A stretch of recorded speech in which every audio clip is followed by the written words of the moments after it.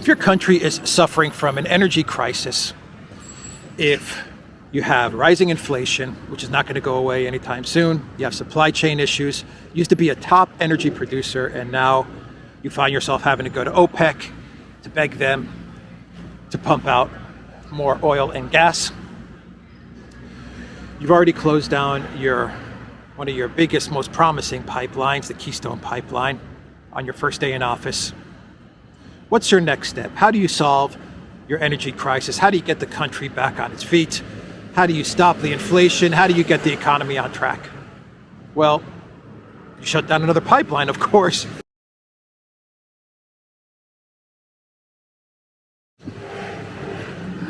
Oh man! So that is what that is what the Biden White House is considering. They are actually considering shutting down another pipeline. It's called the Line 5 pipeline.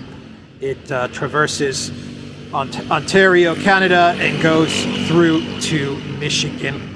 And the White House is now considering shutting this down. And this should come as no surprise, because this is not about making America better. It's not about relieving the American people from economic hardship or preventing an economic collapse. This is the exact opposite. This is about accelerating the collapse.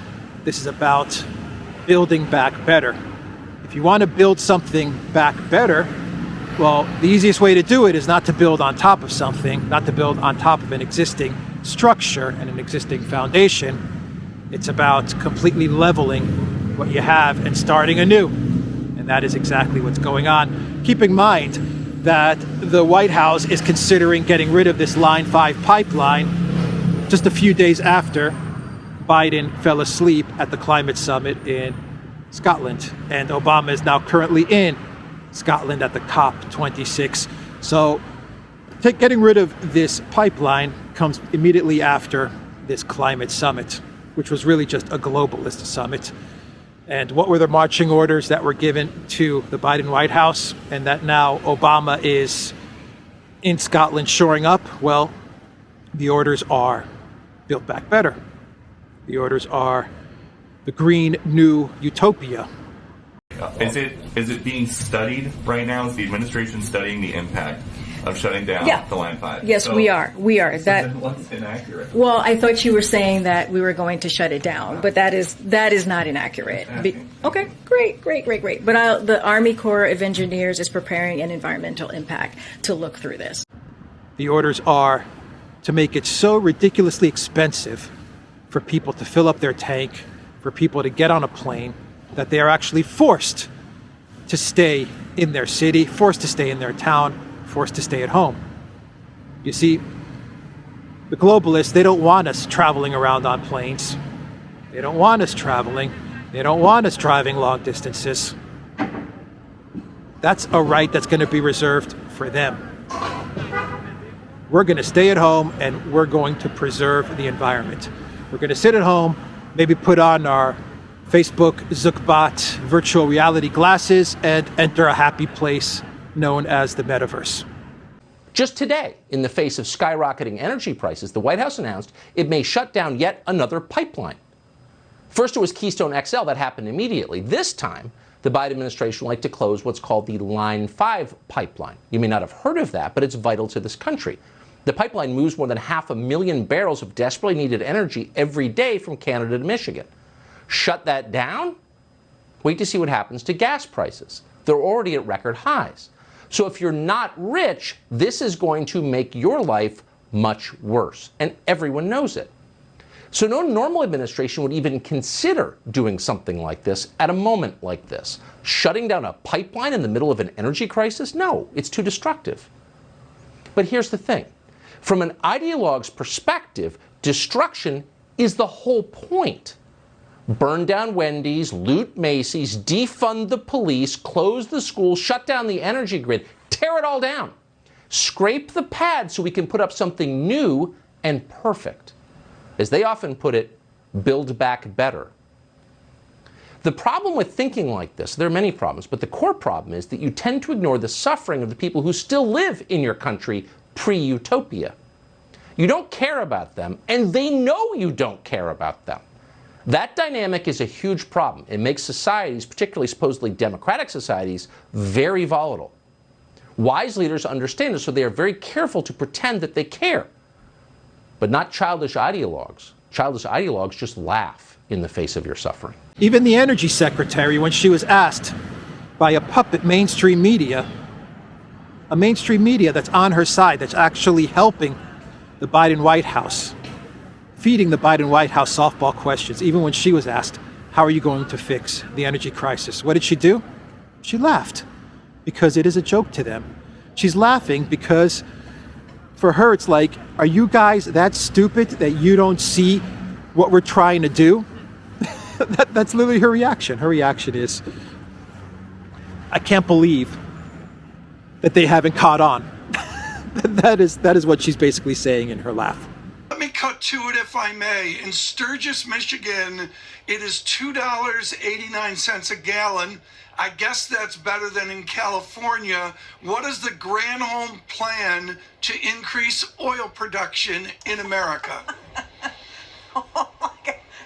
That is hilarious. Would that I had the magic wand on this. As you know, of course, oil is a global market. It is controlled by a cartel. That cartel is called OPEC, and they made a decision yesterday that they were not going to increase beyond what they were already planning. So, Should Americans, in what will likely be a cold winter, most of them are, expect to pay higher prices for heating their homes? Yeah, this is going to happen. It will be more expensive this year than last year. And meanwhile, you have the transportation czar, Pete Buttigieg, because everyone knows that being the mayor of South Bend, Indiana, qualifies you to be a transportation expert. Pete Buttigieg taking a scripted question from the media as to how he's going to stamp out racism in the transportation grid, in the transportation infrastructure.